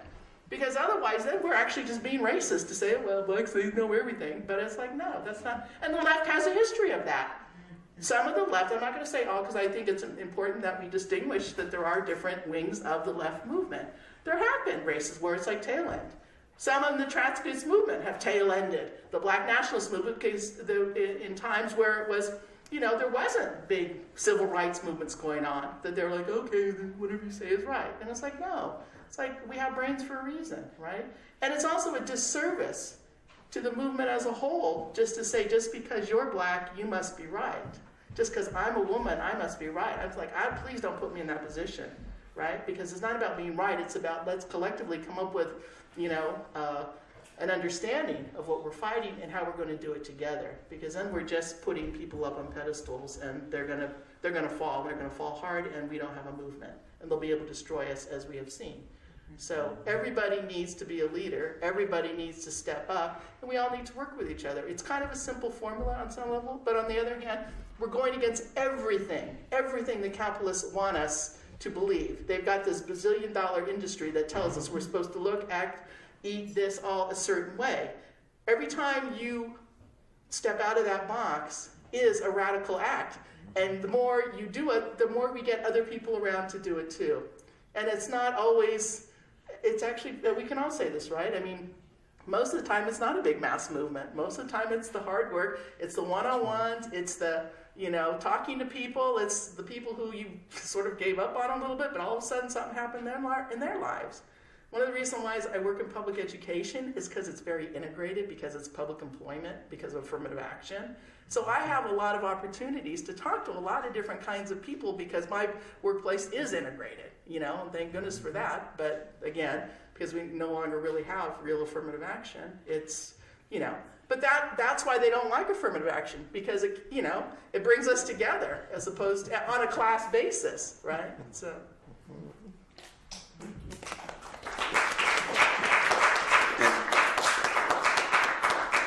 And just to clarify, when I was saying winnable, I didn't mean you have. I mean, there's no way you can win everything, but the fact that the goal is time's up. Sorry. The fact that the goal is something that is logistically winnable, even in losing, gives people a better idea that they can fight, because then you can look at it and see why it lost, as opposed to some struggles we get involved in and never really have an idea of how we actually win, and kind of gives off the idea to people that we're powerless in a certain sense, or that all we did was come to say we don't like this, But so that was mine. I'm wondering, I'll get to maybe a couple other questions. I just wanted to ask a quick question first. There's been a lot of talk about organizing in workplaces and power through union activity. But my question is, how do you translate union activity into political activity? At what point would that happen?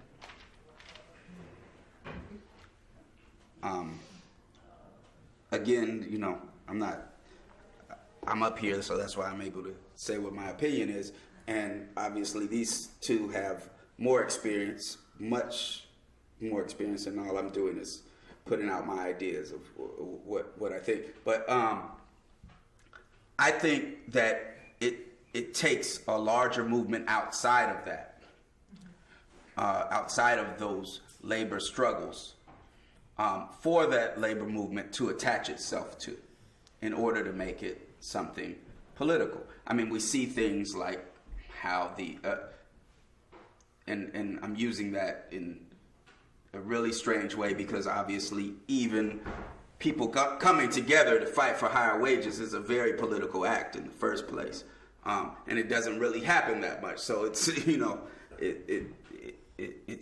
it's pretty political. But to connect those struggles to something else takes that movement happening outside of that workplace in the first place. So the ILW just did a one-day solidarity with Black Lives Matter, and it only happened because Black Lives Matter is everywhere. It's not just because police murder is everywhere, but it's because people are organizing in all of these different cities, and it pushes people to feel part of that.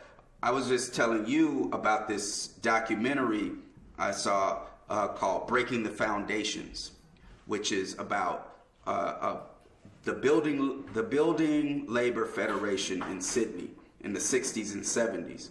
They went from just being a militant union. They were a union that used to go to scabs' houses and beat them up. And they were able to win all their strikes because of that. But the organizers of them were radicals, and they were looking for ways to make their union more radical. So certain neighborhoods would say, hey, they're gentrifying this neighborhood. We really don't like what's happening. Building Labor Federation would say, nobody's going to do any building in this neighborhood. They called them green bans. It was a very political statement, and they moved from that to doing solidarity with people in other towns. There's somebody in Melbourne that has a labor struggle with one company, and that company is related to another company who's building in Sydney, and they would stop building on that building. And it worked. It worked so well that they started getting disappeared. And but that didn't stop them. They kept going. The thing that stopped them was infighting, right? And they broke up, not because some of them got but that's how. And it's a documentary that's on YouTube. It's called Breaking the Foundations, and the woman that made it's also talking about how this is a construction union, and she was one of the first female construction workers in that, and how that struggle made them even more radical. And them fighting against that. So it's a really interesting thing. But that's an example of unions going from just their trade union sort of struggles to using their labor power as part of a larger campaign. And I think that it can be done, especially if we have a movement that started with radicals openly saying that we need to build a revolutionary movement. And one of the things that needs to happen on the way to building that revolutionary movement is there needs to be mass general strikes. So we are building this movement in this industry and that movement in this industry to one day be able to wield that power. And if it's outwardly said like that, I think it will even be more successful, because some of these workers in the non-organized sectors feel that the union isn't going to fight for them. And that's one of the reasons that's one of, not the only, but that's one of the reasons that those places aren't as easy to organize, because they feel that the union isn't going to fight for them. Well, that would handle that one question. Is this union going to be a fighting union? Is it something that's going to use militant tactics that will allow us to win? That'll handle that question. And not trying to say that would make it easy, because it's not the only reason that most of the working class is not organized. I would prefer to let someone else answer a question, Sure. unless Nancy wanted to say something. Go ahead. I wanted to share kind of a bit within a question. I work in Salinas. I'm a migrant teacher for the farm workers and the campesino students. And I live and work in a community where violence is definitely regulating everything. And I too am somebody who hid under art. I was alumni here, dance theater major, so I didn't study politics. I didn't study how to organize. But I'm an in the closet radical. I've been in 3 districts in the past 6 years because I always speak out and I always lose my job. So this year I'm losing my job because I organized at a meeting and I spoke out about the budget. They were misusing the funds, and parents actually went to the district, complained, and then the president. Anyway, it got pinpointed to me, and I just got pink slipped. I'm losing my job, and I'm just like, I'm exasperated. I'm like so tired because I try to organize parents, and I try to organize the people in my cohort, the other migrant teachers and folks, and I think I do really good work, with this community, with this population. There's so much more. There's a lot of environmental racism that we're dealing with, like billions of pounds of pesticides. I want to say Monterey County is one of the worst hit. People are dying exponentially of different kind of cancers. The average life of a farm worker is 49. And so to get to and so it sucks. Like I've just, on this job, I'm like, okay, I'm going to shut up till I get tenure. But I never get tenure because my job's categorically funded. And this year I just couldn't shut up about how they were misusing the funds. But I always seem to get outed, and by either a parent, I don't know, they probably meant well, but somehow it got pointed to me. And it's really fucking hard to organize the workers, at least in my department, because nobody wants to speak out. Nobody wants to lose their job.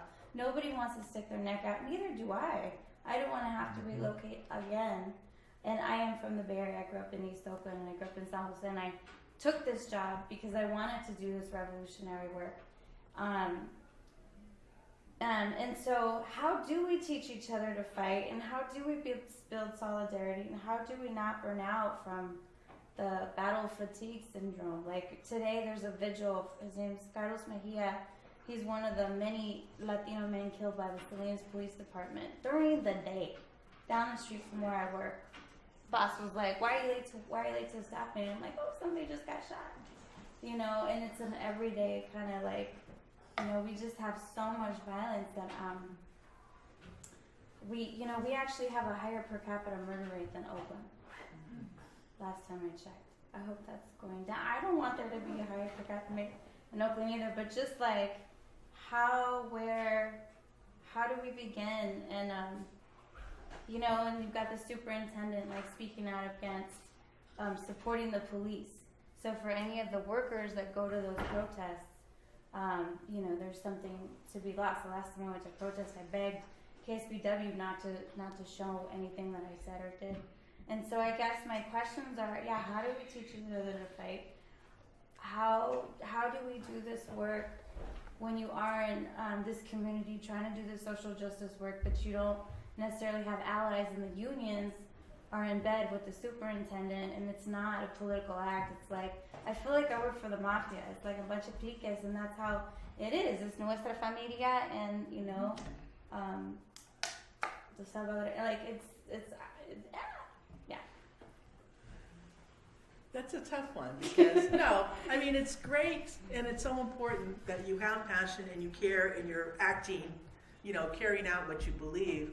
I think the one thing that kind of keeps me sane is, two things. One is it's a long-term struggle and there's lots of really super urgent, important things, but it does nobody any good, especially yourself, if you don't have a base of support, right, wherever you go, so someone will have your back. And you really need that for a variety, no matter how far you are out there. One is just to kind of help you kind of temper yourself a little bit, but also just to exchange ideas and strategies and figure out how to grow a movement. Because, I learned very early on in life, you can't substitute yourself for the masses, right? We always want to because we have all this energy, we have all this passion and compassion, but really that's a recipe for the burnout, beyond the fatigue. I mean, that's why I didn't go into I was like an ethics studies major. I'm going to be the head of a nonprofit, yippee yahoo. I'm like, shit, no, man. I'm like, I'm going to totally burn out because it's set up to fail. It's set up to burn out young people who are idealistic and care about the world. So I think having that base of support, and even if you feel like you have to hold yourself back, because you're no good to yourself or anybody else if you don't have a job, you don't have a livelihood, right? And that you're just, having to relocate every 6 months. But really, take care of yourself, and I don't mean that in a little touchy-feely way. I really mean that in terms of an organizer way. Find and really reach out to people and ask them for help, because what happens is people say, oh, she'll just do it. Yeah. She's the big mouth, fine, go ahead, thank you. Maybe they won't even say thank you, but then you're looking around. It's a thankless job. And it doesn't, it is, but it's not, because the thanks comes in knowing we're doing the right thing. But it becomes more joyful when we have other people to work with, because organizing is a collective endeavor. And that's where we get our refueling. If we don't get refueling, then yes, we're going to burn out. So, take your time, think about it. Maybe, I'm sure it sounds like you have great instincts in terms of what needs to be done, but then slow down that part of it and then build the other part, which is who can I work with? Ask them to help you out. People like to be asked. I need your help on this. Do you think you can do that? Or can you, literally, very specific things. People have an investment. If they don't feel like their voice is being heard or that you're just going to do it all for them, they'll let you do it. But building those relations and building trust, and that they have a part in it and ownership in it, then that will, I think, help. And it'll be slow sometimes, or maybe it'll be fast. It depends. My wife is sitting a few rows back. I have some of the same conversations with her. And I belong to a union that's been involved in a lot of struggle over the years. But you got to understand one thing. Everybody doesn't share our passion. And what you really have to be able to do, in my opinion, is that you do have to have a base. You have to be able to find some group. It may be, sometimes it's the interfaith community, sometimes it's a combination of both. And you have to be able to reach people where they are and move them to where they want to go. And sometimes people, like all of us here on this panel, we do want the revolution to start tomorrow. It's an ongoing process, though. And no matter what you may do, if the timing is not right, it's not going to happen. So I'm going to give you an example of what I'm talking about. I met Nancy in 2004 when we were building the Million Worker March movement. And so people thought it was a great idea when it was just something on paper. But when we started to organize and mobilize for this thing, the AFL-CIO sent out a notice saying that while we agree with many of the aims, we're not devoting any money to this. We're not going to, everything is going to get John Kerry elected. The AFL-CIO said, put the kibosh on the Million Worker March. The Democratic Party, it's the wrong time, kibosh on the Million Worker March. A number of forces, even on the left, how dare they call for a million? They didn't consult me, put the kibosh on it. We were able to still have that Million Worker March in spite of all of that opposition. But here's the thing. I had never worked with Nancy before. And because of the demands and the issues, we were able to come together. My point is this. You're going to have to find a base. You're going to have to work with some people and try to get other people to do things. Provide them with the tactics and ideas where you're not the one that's out front. See, what really upsets the powers that be is that when they know you behind it, but the people love you so much that they protect you because you're providing things for them that they may not be able to understand. Setting up things. I tell you something else that's important too. We as revolutionaries have to understand that there are basic kinds of things that we can do that really are not all that glamorous, but make us indispensable to the community, where they admire and want to protect us, even when they may disagree, because they know that we're there when everybody else is gone. So I would suggest that you kind of pull back, think more strategically, because the worst thing that can happen is for you to throw in the towel and say, I'm tired of this, I paid my dues, I don't want, no. Please, that's what they want you to do, so they can welcome you. You ready to come in now? Yeah. You want to get that professorship? Just come on in. Do what you got to do. Don't worry about the community. So so that's what you got to do. I think it's not easy, and I really appreciate the fact that you raised this question, because this is a very, very important question for those of us on the left, because all of us have been faced with that same challenge, getting burnt out, and trying to start working with younger people to duplicate you. Yeah, and that may be what you got to do.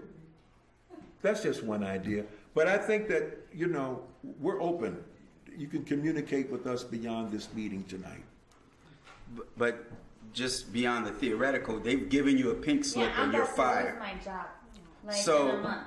But I can organize 1,000 parents because I have access to those parents. And those parents will stand up for you. Do I do this work called 1,000 parents? Do I do a one-woman fight? Because nobody in my team but it's not one. Fight. It's not one woman if you have 1,000 parents. I do have 1,000 parents. So that's what you got to do. Yes. And you obviously, right? Yeah. I don't know. You know the thing. Hey. Right? It is the work, but yeah. You're right. I mean, otherwise you're out of a job. Yeah. For no good damn reason. Got a stellar review. Excellent. I bet you that once they see 1,000 parents willing to do something, that they'll reverse that pretty quickly. Yeah. But I don't know. That seems open and shut to me, like 1,000 Get parents. some volunteers here to make some phone calls for you, man. That's a good organizing. That's a good organizing tool to let people know what's going on with you, and have them to come to a meeting. and then take those individuals to the powers that be, or have those individuals be invited to a community to explain this. And I bet you if you I don't know if it's literally 1,000 parents, but if you have all those parents coming at you, you can use that to get some of the teachers that haven't come out of the woodwork yet to see that there's support there, and that might also help you to organize them as well. Just a quick one to answer her. What happened back in New Jersey? It was a temporary teacher, elementary school, second grade. She was teaching Black history. She did not want to do the Rosa Parks, Martin Luther King, or some of the other well-known Black historians for Black history. So this year what she did was to introduce to the second graders Mamiya and others, Walter Scott and Sada Shakur? Sasha Shakur and others. And she was doing a one-day lesson. Excellent teacher, I'm assuming. She did so well that the kids carried it over to the second day and the third day. Parents were helping them. They were researching, doing all kinds of things. The administration got angry because of Mamiya. They gave her her pink slip in March to not come back to the school. Parents went crazy, and even now, when we were in New Jersey last week, big group of community activists, parents, other teachers, and all trying to keep and save her job. And they did the exact same thing to her that they're doing to you.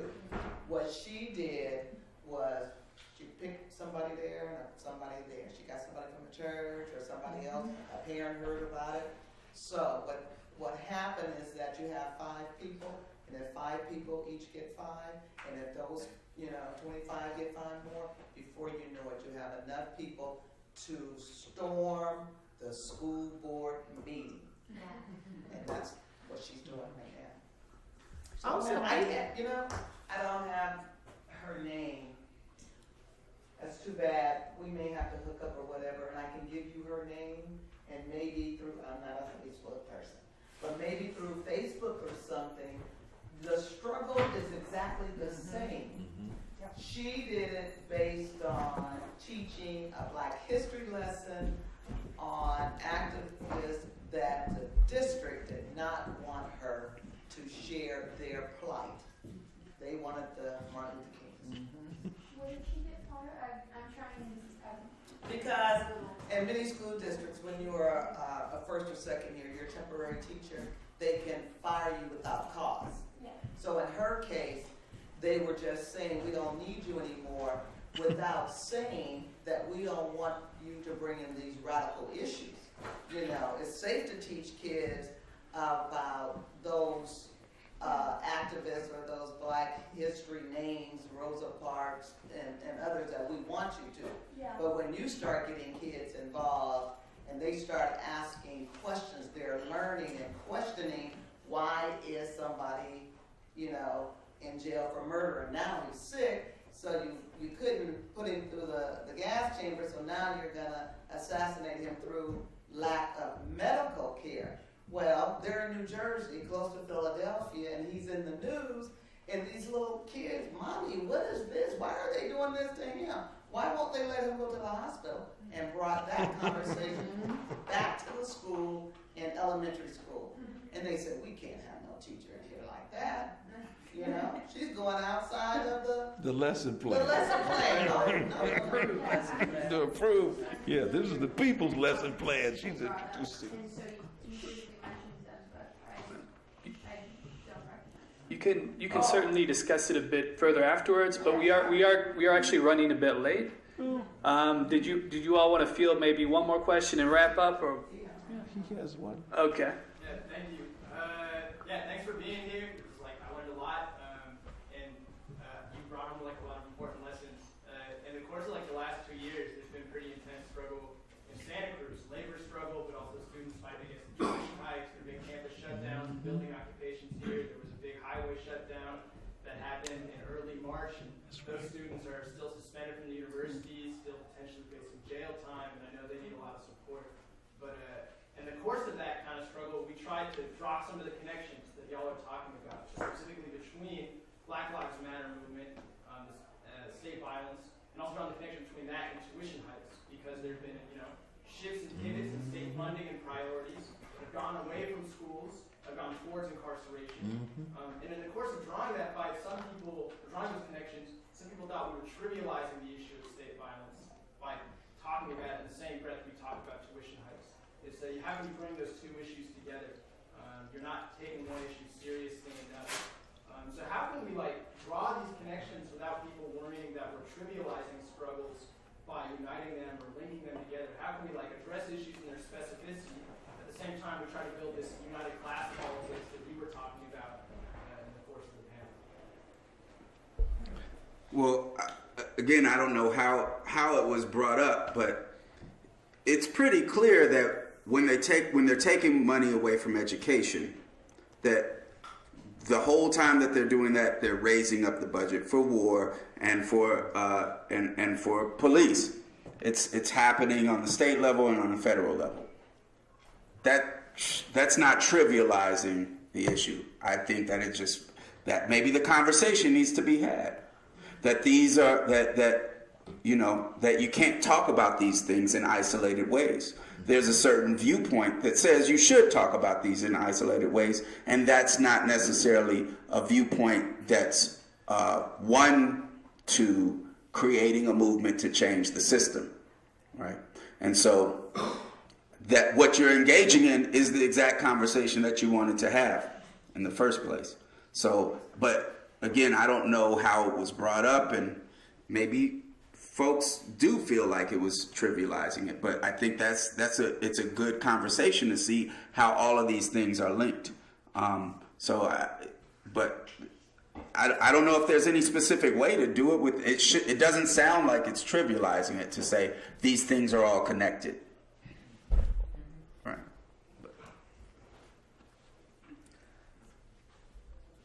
Also, sometimes when people say things like you're trivializing something, they actually mean something else, right? So maybe they don't like that you're shutting down highways. Maybe they don't like that you're whatever, So oftentimes it's kind of just asking the question, well, why do you think that, or why are you saying that? And I'm trying to open up a dialogue, and either they'll say yes or no or whatever, or maybe they'll tell you something, and maybe you can learn something, or maybe you can have a different discussion, the real discussion that person may want to have. The other thing, too, is I do think it is important that we do our own education around different issues. I'm going to be more savvy about certain things than I am about other things, but if I'm going to make the connection, I do want to do justice to most things, because it's important, because you're right, you don't want to trivialize it. You do want to make strong cases for why they are connected, because by connecting, we bring in different kinds of people to the struggle, because someone may be more familiar, more passionate about one kind of issue. So it is important to bring them together, but again, it's to be mindful about how we do it. Forums such as this are very important. I've been involved in forums called Labor in the Pulpit, where we've gone to churches to explain issues such as living wage ordinances, things of that nature. Having people who are involved in these struggles to be a part of speaking, if I know it's kind of hard to do, but you can do it. It takes a little time, but you can organize these things to show how they're interconnected in some meaningful way.